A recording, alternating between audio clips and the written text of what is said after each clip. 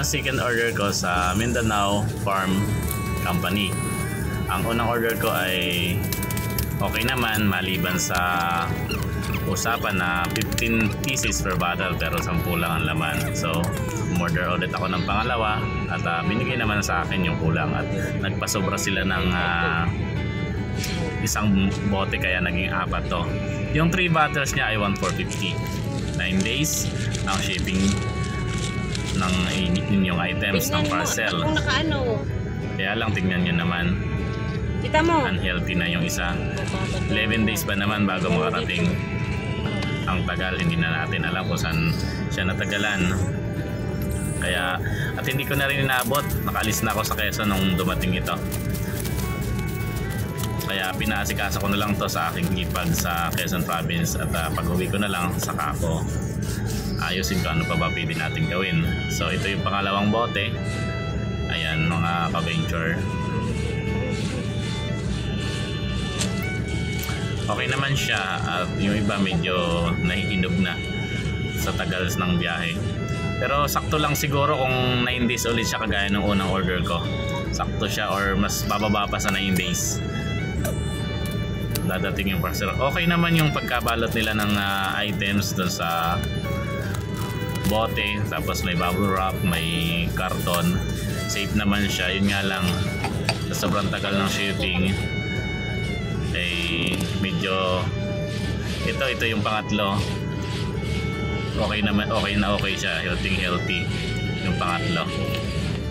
Katagal ng shipping, Mindanao ba naman galing, so kung malapit-lapit lang di magandang makakarating sa atin yung items. Kaya hindi na natin masisisi kung gano'n ang nangyari dun sa unang binuksan na unhealthy.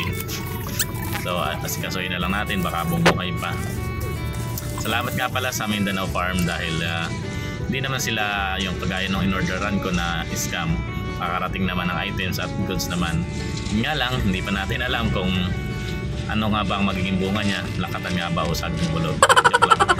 Sana naman goods ito at hanggang sa nakuha natin yung bunga niya.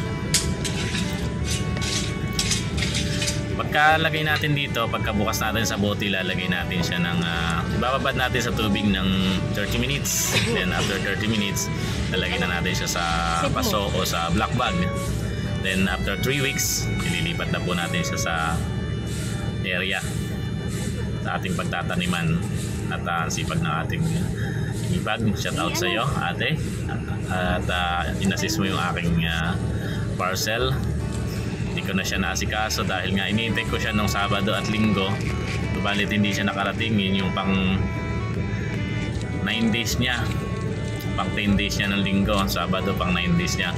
Dapat Sabado pa yon. So hindi natin alam kung saan siya na-stock na area. So dumating siya Monday, nasa trabaho na ako dito sa Metro Manila, kaya nagpatulong na lang tayo sa ating kapatid. So yun lang po mga ka-venture, yun ang update ko dito sa ating second order. At yung first order natin, malapit na po siyang ilipat sa area kung saan natin itatanim. At yun, maraming salamat po sa inyong panonood at God bless you all sa ating lahat. Sa mga hindi pa po nakasubscribe at napadaan po kayo dito, huwag niyo po sanang kalimutang mag-subscribe at pakiclick na rin po yung bell button para sa susunod na video ko ay ma-update kayo. Ano po? At ito pinalagay na nga natin sa pinalibutan ng plastic para hindi siya mapasok ng daga at makahig ng manok. Sayang din naman. Maraming salamat po sa pag-assist ng parcel ko. Thank you. Bye-bye.